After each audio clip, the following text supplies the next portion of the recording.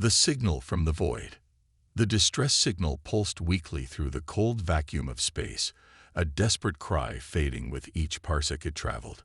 Originating from the azure world of Maria, the message carried the final hopes of a dying civilization.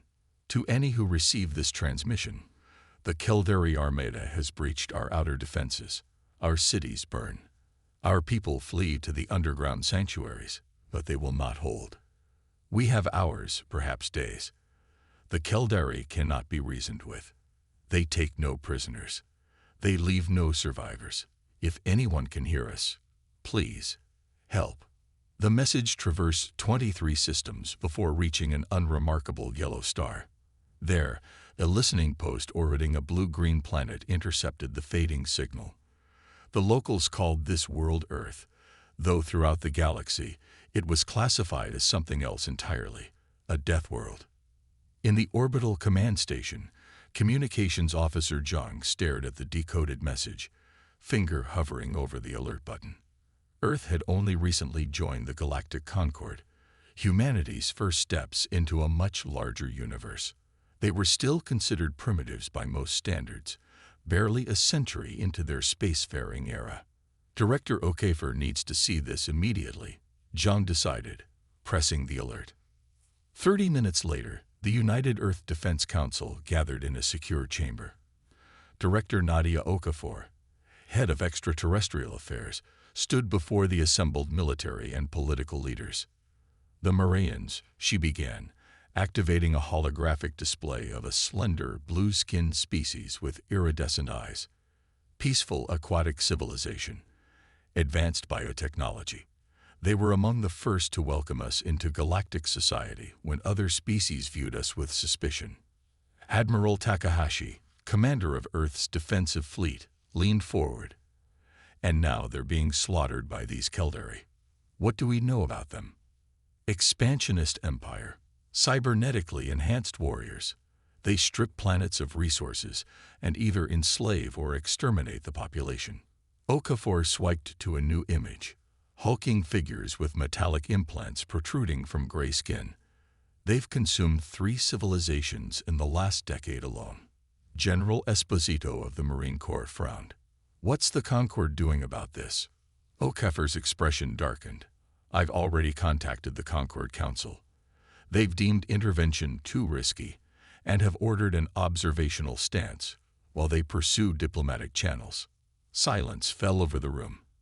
Everyone present understood the bureaucratic language for what it was. The Marians would be abandoned to their fate.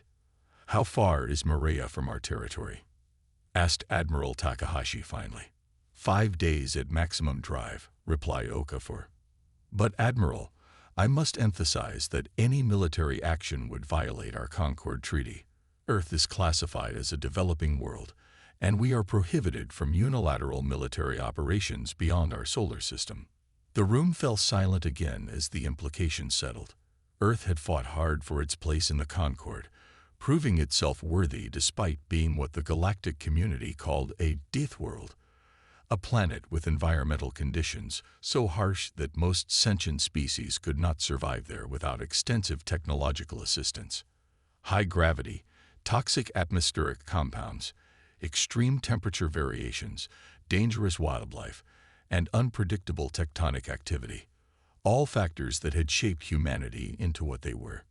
Stronger, faster, more durable, and infinitely more aggressive than most spacefaring species. The Concord feared Deathworlders. That fear had shaped the restrictions placed on Earth. Admiral Takahashi stood abruptly. The Marians helped us develop our first faster-than-light engines. They shared medical technology that has saved millions of lives on Earth. They vouched for us when the Concord would have isolated our system. She looked around the table. I'm not going to sit here and debate while our allies are slaughtered. The 7th Fleet can deploy within 6 hours. Marine Expeditionary Force can be ready in 12. The diplomatic consequences, began a political advisor, will be dealt with after we've saved the Marians, interrupted Takahashi. If the Concord wants to sanction us afterward for saving lives, then perhaps we've misjudged the value of our membership. President Alvarez, who had remained silent throughout the exchange, finally spoke. "The Concord prohibits unilateral military intervention," he said slowly. "But there is no prohibition against responding to a direct request for aid." He looked at Director Okafor. "Send word to the Marines. Tell them that Earth has heard their call, and that help is coming." 24 hours later, the largest military force Earth had ever sent beyond its solar system was underway. The 7th Fleet, 47 warships ranging from nimble frigates to the massive dreadnought UES Thermopylae, accelerated to maximum speed. Within their hulls, 15,000 Marines prepared for combat, their powered armor and weapons designed to compensate for the lower gravity they would encounter on Maria. On the bridge of the Thermopylae, Admiral Takahashi reviewed the tactical projections. "Keldari forces outnumber us 3-1, noted her executive officer, Commander Garcia. "They've never fought humans before," replied Takahashi. "That's our advantage." 5 days later, the Earth fleet dropped out of faster-than-light travel at the edge of the Marian system. The tactical display immediately lit up with Keldari signatures, over 100 vessels in orbit around Maria. "Status of the planet," demanded Takahashi. "Major cities destroyed," reported Sensor Officer Paddle. "Atmospheric contamination consistent with chemical weapons. Detecting scattered Marian life signs, mostly in the southern continental cavern systems." "And the Keldari ground forces, concentrated around the cavern entrances. They're preparing for a final assault." Admiral Takahashi stood, her decision made. "All ships, battle formation Delta. Deploy electronic countermeasures. Launch kinetic strike packages at these coordinates." She marked the largest Keldari vessels on the tactical display. "All Marines to dropships. We hit them in orbit and on the ground simultaneously." Commander Garcia looked concerned. "Admiral, Concord protocols dictate that we attempt communication before." The Keldari had their chance to communicate when they attacked a peaceful civilization. Takahashi cut him off. "Signal all ships. Operation Retribution begins now." The Earth fleet accelerated toward Maria, engines blazing against the darkness. On the Keldari command ship, alarms sounded as unknown vessels approached at combat speed. The Keldari Supreme Commander, a hulking figure with more machine than flesh remaining, viewed the incoming ships with derision. "Another weak species coming to die. Prepare weapons. We will add their technology to our own."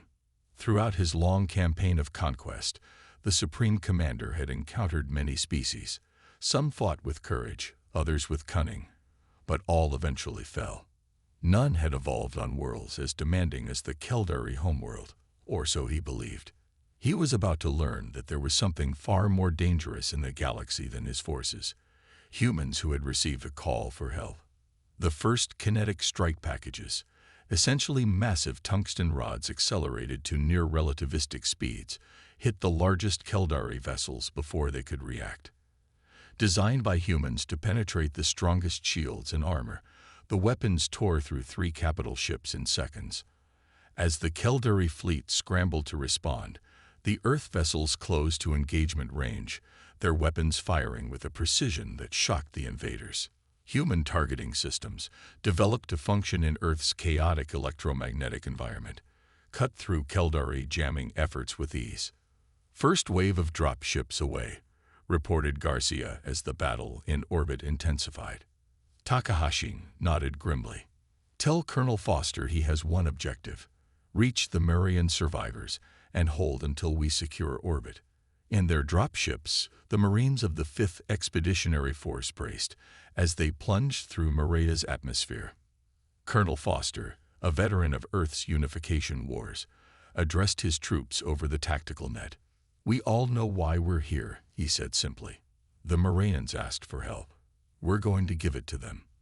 The Keldari think they're the apex predators of this galaxy. Time to show them what real Deathworlders can do." As the dropships screamed toward the surface, the battle in orbit reached its climax. The Keldari, despite their numerical advantage, found themselves outmaneuvered by human vessels that seemed to anticipate their tactics. Human crews, Their reflexes, honed by evolution on a world that demanded constant vigilance, responded to threats faster than the Caldari could process. On the surface, the drop ships landed amidst the chaos of Caldari ground forces preparing for their final assault on the Morayan caverns. The invaders turned, expecting easy prey, and encountered humanity instead. The Marines emerged from their vessels in powered armor that made them faster, stronger, and more durable than even the cybernetically enhanced Caldari. They moved with a coordination that belied their aggressive tactics, adapting instantly to the unfamiliar terrain. Colonel Foster led the charge toward the main cavern entrance, his plasma rifle cutting down Caldari soldiers with methodical precision. "Push forward," he commanded. "Form a perimeter around the cavern entrance." As the Marines engaged the Caldari forces, a new factor entered the equation, one the invaders had never encountered before. Humans didn't break under pressure. They didn't retreat when wounded. Instead, they fought harder, their bodies producing adrenaline and endorphins that turned pain into fuel. By the time the sun set on the first day of battle, the Caldari Supreme Commander realized he was facing something unprecedented. His forces, accustomed to quick victories against technologically advanced but physically weaker species, found themselves matched against creatures that seemed designed for warfare. In the command center of the Thermopylae, Admiral Takahashi watched as the tide of battle slowly turned. "Status of Marian survivors?" she asked. "Colonel Foster reports approximately 12,000 in the main cavern system," replied Garcia. "Their leader, High Chancellor Lyran, is alive but injured." Takahashi nodded. "And the Caldari fleet?" "Scattered. We've destroyed 37 of their vessels. The rest are attempting to regroup at the edge of the system. They're preparing for a counterattack," Takahashi concluded. "We need to end this quickly. Prepare the Thermopylae for close engagement with their command ship." As night fell on Maria, the battle entered its most critical phase. The Caldari, realizing they faced defeat, grew more desperate. Their supreme commander, unwilling to accept failure, ordered his remaining forces to converge on the human fleet. But the Deathworlders from Earth had come prepared for a fight, and they had no intention of leaving until the job was done. When Deathworlders strike back, dawn broke over Maria's devastated landscape, revealing the scale of destruction the Caldari had wrought. Once gleaming cities lay in ruins, their crystal spires shattered. The oceans, once teeming with life, were stained with chemical pollutants. Yet amid this apocalypse, a battle raged that would determine the planet's fate. Colonel Foster stood at the entrance to the main cavern system, his armor scarred from a night of continuous fighting. Behind him, Marine medics worked alongside the few remaining Marian healers, treating wounded from both species. Before him stretched a wasteland of destroyed Caldari war machines and bodies, the result of humanity's first extraterrestrial combat operation. "Status report," he demanded over the tactical net. "Eastern perimeter holding, sir," came the immediate response from Captain Chen. "We've repelled 3 assault waves since midnight. Enemy forces are regrouping about 2 kilometers out. Western approach is secure," added Major Oduya. "We've adapted some Marian biotechnology to create sensor networks.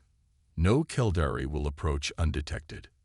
Foster nodded, though no one could see it within his helmet. "Casualties: 47 dead, 112 wounded," replied the field medical officer. 38% of the wounded are already returning to combat roles. Numbers that would horrify most species, but to humans, accustomed to the harsh realities of their evolutionary history, an acceptable cost for protecting allies. Inside the cavern, High Chancellor Lyran watched the humans with a mixture of gratitude and awe. The Marians were an ancient species, evolved in the gentle embrace of their oceanic world. They had developed advanced technology, art, and philosophy over millennia of peaceful existence. Nothing in their history had prepared them for the brutality of the Caldari, or for the salvation that came in the form of Earth's Deathworlders. "Your people fight with remarkable intensity," Lyran observed as a human medical officer treated his injuries. The medic, Lieutenant Reyes smiled grimly. This is what we do, Chancellor. On Earth, competition and conflict shaped our evolution. We learned to protect our own. And you consider us your own? Lyran asked, his iridescent eyes reflecting confusion. You helped Earth when we needed allies, Reyes replied, applying a regenerative compound to Lyran's wounded torso. We don't forget that. In orbit, the battle had entered a new phase. The Caldari command ship, a massive construct of metal and bioengineered components, had gathered its remaining fleet for a final stand. Admiral Takahashi studied the tactical display aboard the Thermopylae, assessing her options. They're positioning for a hyperspace jump, noted Commander Garcia. Intelligence suggests they're calling for reinforcements. Takahashi's expression hardened. We can't allow that. If they escape with knowledge of human combat capabilities, they'll adapt. The next encounter would be far costlier. She turned to her tactical officer. Status of Operation Trojan. Special Operations Team is in position, Admiral. They've infiltrated the Caldari command ship during the night engagement, awaiting your order. Takahashi nodded. Tell them to proceed. Aboard the Caldari command ship, a 6-person team of human special forces moved silently through the darkened corridors. Selected from Earth's most elite units, these operators carried a synchronized electromagnetic pulse device designed to disable the Caldari cybernetic systems. Command center ahead, whispered Lieutenant Commander Ortiz, the team leader. Guards are cybernetically enhanced. Aim for the organic components. What followed was a demonstration of humanity's most terrifying evolutionary advantage: the ability to plan, coordinate, and execute violence with surgical precision. The team neutralized the guards without raising an alarm, then breached the command center. The Caldari Supreme Commander turned in shock as the humans entered. Impossible, he growled, his cybernetic voice modulator distorting with rage. No species could penetrate our defenses. You haven't met many Deathworlders, have you? Replied Ortiz, activating the EMP device. The pulse swept through the ship, temporarily disabling cybernetic enhancements. In those crucial moments of vulnerability, the human team completed their mission with ruthless efficiency. Within minutes, they had secured the command center and transmitted the all-clear signal to the Thermopylae. Command ship secured, Admiral, reported Garcia, unable to hide his amazement.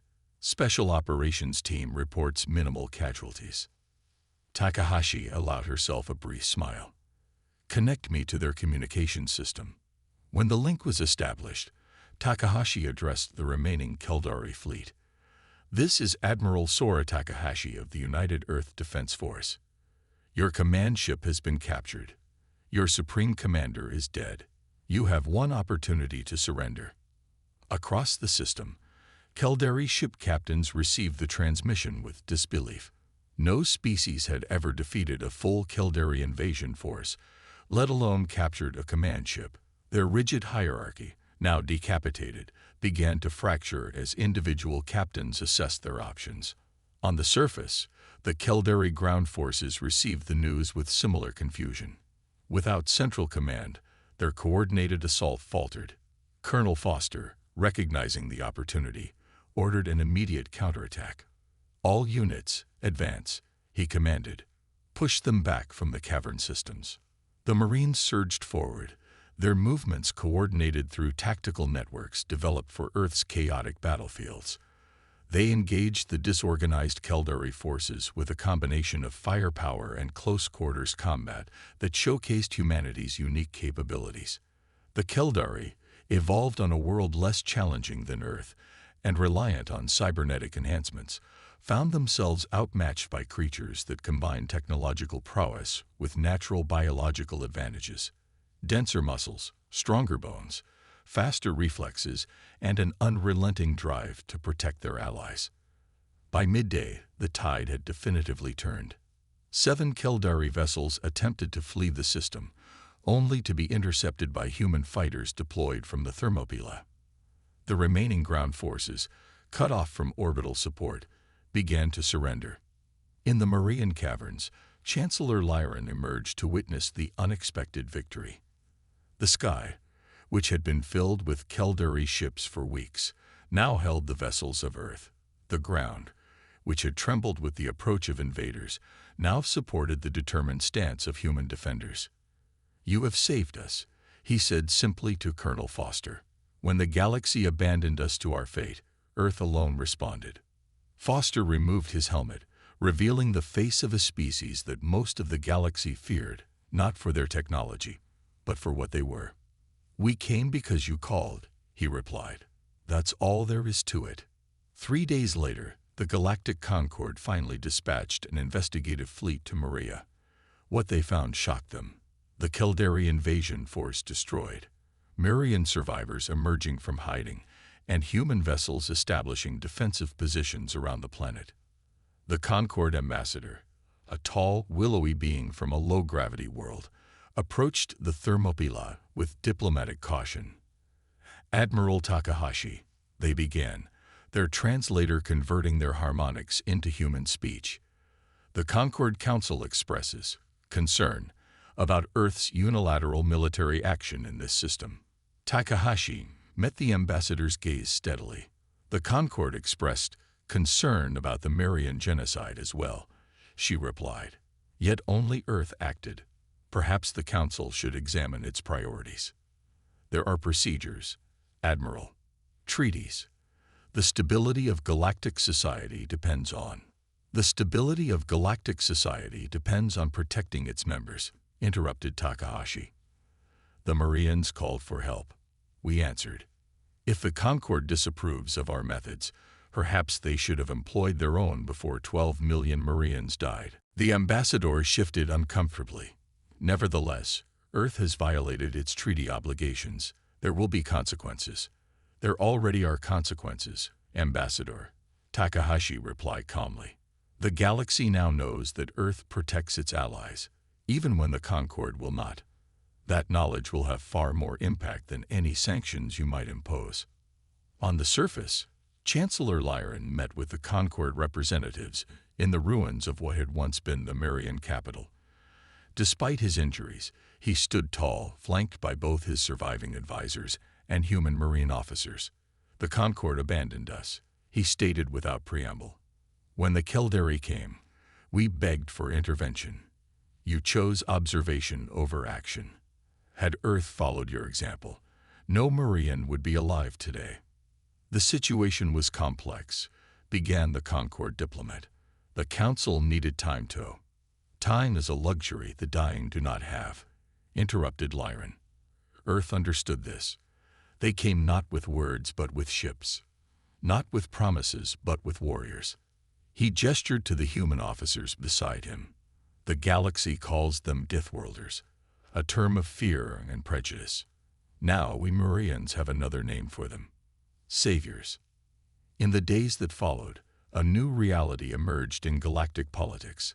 The Marians, once passive members of the Concord, now advocated fiercely for expanded human involvement.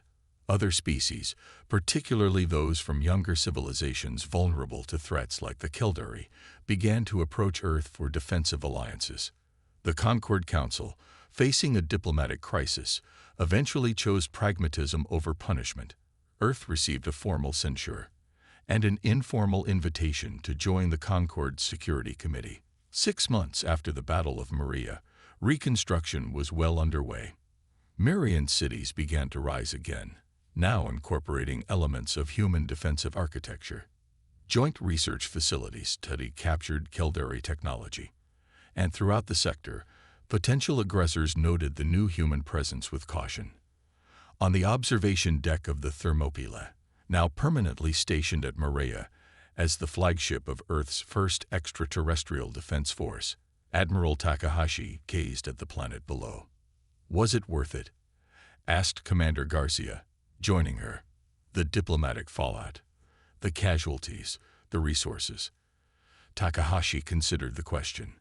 "When humanity first reached the stars, we discovered that most of the galaxy viewed us with suspicion or fear. Deathworlders, they called us, as if our origins were something to be ashamed of." She gestured to the planet turning slowly beneath them. But what the galaxy failed to understand is that species who evolve on harsh worlds don't survive by conquering everything around them. They survive by protecting their communities, by standing together against threats. The Marians helped us when we were alone in the galaxy, she continued.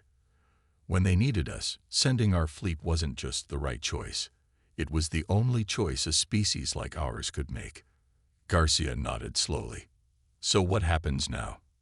Takahashi smiled slightly. Now the galaxy learns what it really means to have Deathworlders as allies, and perhaps in time they'll stop fearing what we are and start appreciating why we are. Below them, night fell over Maria, but for the first time since the Keldari arrived, its people slept without fear. Their distress signal had reached the most dangerous species in the galaxy, and those Deathworlders had not come to observe or negotiate. They had come to fight, and that had made all the difference.